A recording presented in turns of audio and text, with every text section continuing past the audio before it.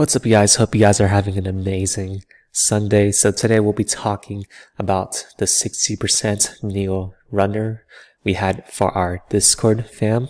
So if you want to join the fam, feel free to click the link in the description to join for free signals, educational content, and to join an awesome community of like-minded trainers that will help each other grow. So let's get into it. So let's imagine it's around December. So NIO was really releasing a lot of PR about their NIO day in conjunction with all the electric vehicle hype. So at that time, there's a lot of euphoria surrounding the EV sector, and there still is today. So NIO basically is like the Tesla of China, where it's their front runner and just their prime model of electric vehicles. So in these kind of high plays, people tend to have a lot of overreactions as people are very emotional. People tend to oversell, in which we can pick up these dips, and people tend to overbuy, in which we could sell at these high peaks, and then we could short too, whatever you prefer. So let's get into it. So we'll go a little bit further. Okay, so around 12:14, NIO released a direct offering. So it got excessively beat down all the way to around the 40 area. So we'll draw a little support line right there. So after running so much, like NIO ran like, I believe 1,500% for the year, which is absolutely insane. Probably went down to like 4-ish. Absolutely insane. So after running hard so much, tickers like this tend to get oversold as people want to lock in profits after it ran up almost 1,000% or even more. So this is where we come in and swoop in for the deal. So NIO Day is on January 9th. This is December 14th. So that's around 3.5 weeks out. So let's look back to see, it's around 40, right? We'll see how well 40 holds up. So it kind of held up right here like a month ago, where it just dipped down here, bounced back up, then higher supports, started downtrending as the years went on. This player's locked in profit. Let's see, around December 2nd, bounced up around the 40 level too. So 40 could be a solid starter position. So if you want to be safe, you can only scale in a bit of your position. So let's say 60K position is your normal size for these kind of plays. Maybe you can scale in 20 to 30K, 1/3 to 1/2 at the initial direct offering reaction. And then, so that'd be around 40. Or if you're slightly riskier, you can scale in your full position. But I prefer the first option, where you play a little bit more safe just in case it sells off a little bit further. Okay, so let's keep going. And also, it's very important to keep in mind psychological price levels. So price levels like 30, 40, 50, where they are round numbers, they tend to influence buyers a lot. So that's another factor why 40 tends to be area where it just bounces off. So let's keep this going. We'll see what it recovers and breaks the previous resistance. I'll draw that out right here. Bring it a little bit higher. Okay, around the 47 level. So we draw a support. We set notifications. It is around, we'll clear this out. It's around 39.5. And for this one, it's around, let's zoom in a little bit.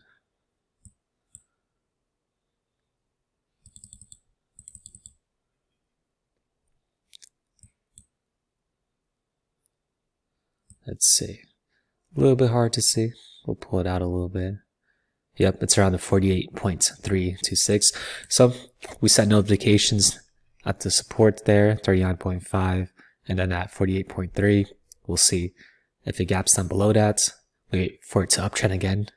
Swoop in on the position size, slowly scale in. If it breaks the resistance, we let it run. If it reverses off the resistance and goes down a little bit, we take some profits. All right, let's see what happens.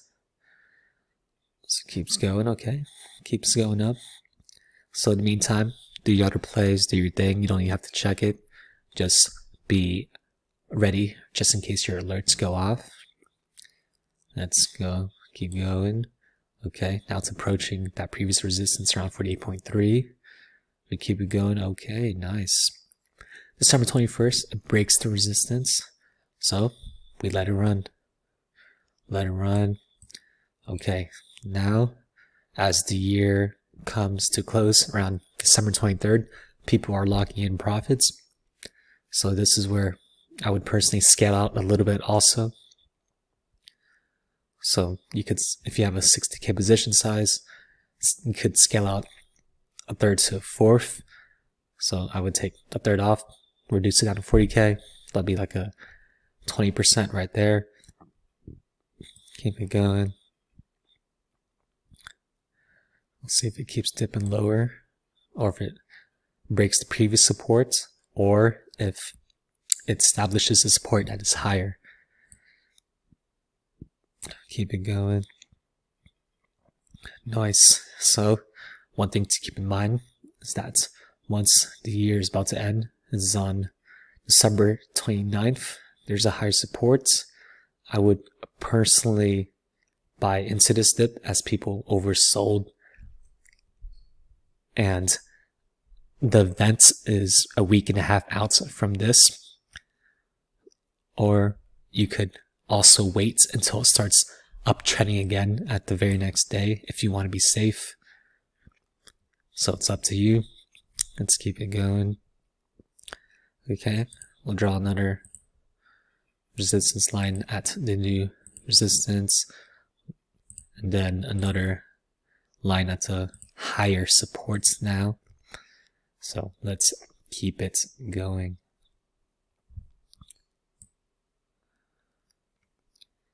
Okay, breaks the previous resistance, so we keep it running.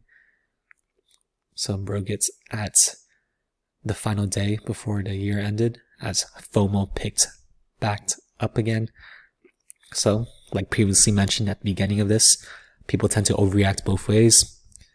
As the year ended, people panicked, they sold, and as the year closed up again, people fell into the FOMO again, they bought it back up, made it shoot over 20%.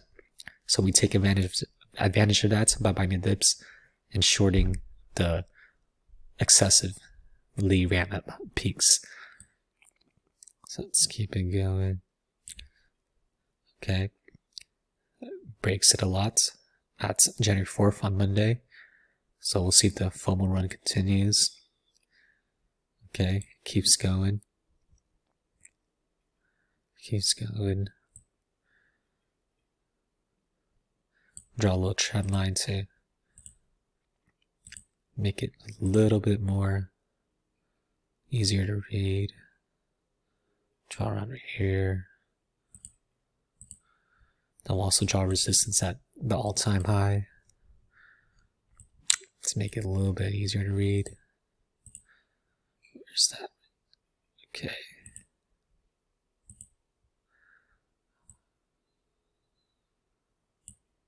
$55.5. We'll see if that breaks it around right there. Okay, let's keep going. See if it breaks it.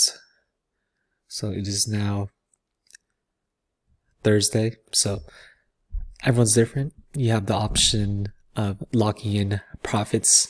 So I personally like to play it safe, and I like to scale out 1/3 at a time.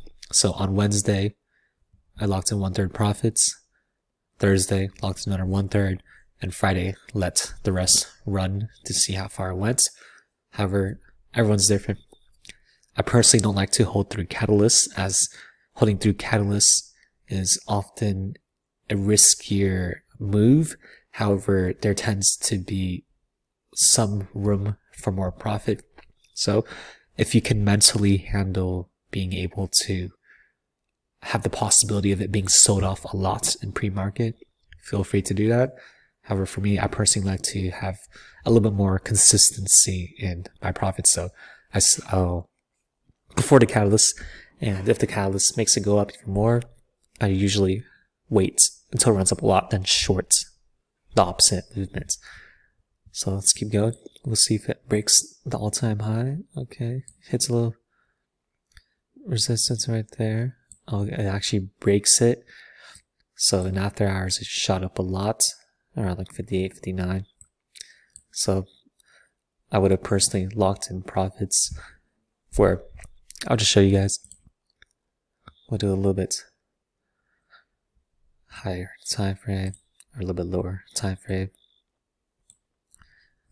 I'll show you guys where I would have personally locked in profits. So pre-market, a little open, starts selling off a little bit. I personally would have locked in profits right here around like 57-ish. Then I would have waited until another dip happens, as there tends to be a FOMO run at the end of the day after people sell off excessively, because every reaction is an overreaction. Keep it going. Keep it going. So dips down below that main lines, that would have sold out completely right here. However, since NIO is such a beast, it just keeps going up a little bit. And then breaks down, never surpasses the all-time high, 58, which was established at the open.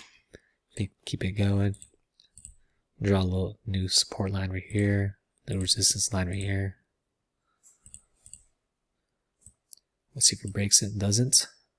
But establishes the highest support. So here's that overreaction sell-off, which you can swoop in on a deal and buy in. Then we can draw trend lines to see if it keeps going up or not, and breaks around 58. Keep it going. Okay, cool. It does. We'll keep it going. So let's say we took another start position of 30K right here. We'll see if it keeps going. Okay. Establishes a new support right here. Let's keep it going. With the option of drawing a new support line right here if you want to be specific. New resistance line right here. Keep it going, but there's a new higher support, higher highs. So you don't really have to lock in profits unless you want to be safe. Keep it going. Keep it going. Okay, it's near closing. Let's see how it reacts. Draw higher resistance. Okay, draw a little new support right here. Keep it going. Okay, now it's a lower resistance. Dips below the 40 SMA line. Which case I locked in profits right here. However, your choice. Keep it going. Sells off excessively near closing around 12:30 Pacific time. Which case, if you want to be safe, you can lock in profits right here. Then let's see if there's another overreaction dip. We could play again. Okay, this time it doesn't break that previous support near open, 30 minutes after open. So let's take another start position around right here. 20K again. Another 20K. And then you can add in more if you want to. I personally didn't, as I was in other plays too. Keep it going, keep it going. We'll see how far it goes before we lock in profits. higher supports, more trend lines. See where this one goes. Let's keep it, let it go, keep it going. It breaks the trend lines. You can sell off a little bit right here. So 60K back to 40K. Keep it going. Let's see if there's a FOMO run up in after hours, or if it just sells off. Keeps running. Okay, stagnates a little bit. See if it breaks that previous resistance. Never really breaks it. And in this case, I probably would stop trading since it's Friday. Then locked in the gains right around right here. And yeah, that completes the play. So there are 3 major keys of this that would be great to take away. When you're in a very bullish sector, look for very undervalued tickers. So maybe after a direct offering such as with NIO, it gets beaten down excessively, so you pick that up. And also, I forgot to mention, the Chinese delisting fears got mentioned a couple of days, so it gapped down a lot intraday, then it bounced up a lot, like 20% within a single day. So take advantage of those overreactions. Then really pay attention to what the majority is doing. And if you miss that first movement, so for example, let's say NIO gets a price upgrade of $80 and it gaps up 10%, you don't have to go with that. If you miss it, you can take the opposite position once it runs out of steams, so you can go short it. Same thing too for shorting. It gets excessively short, you go long once it starts uptrending again.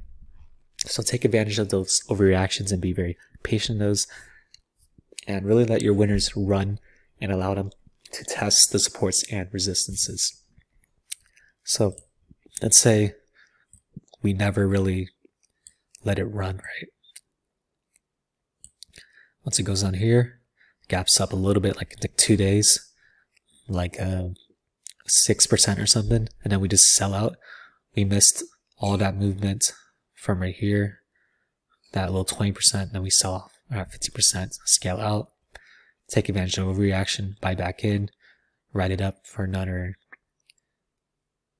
35%-ish. So really let your winners run, let them test the resistances. Let's see if it breaks under 40. Let's see if it breaks over the past local resistance, goes to here. See if it creates higher highs or lower lows or higher lows. So really think of the bigger picture, really execute it, and think of what can get you the best long-term gains and what you can do to make the best play possible so that you can have less trades but more profits. So I hope you guys enjoyed this thorough breakdown. It was a little bit longer than usual, but I felt that there were a lot of keys that are very important to discuss. So hope it helps, and talk to y'all next time.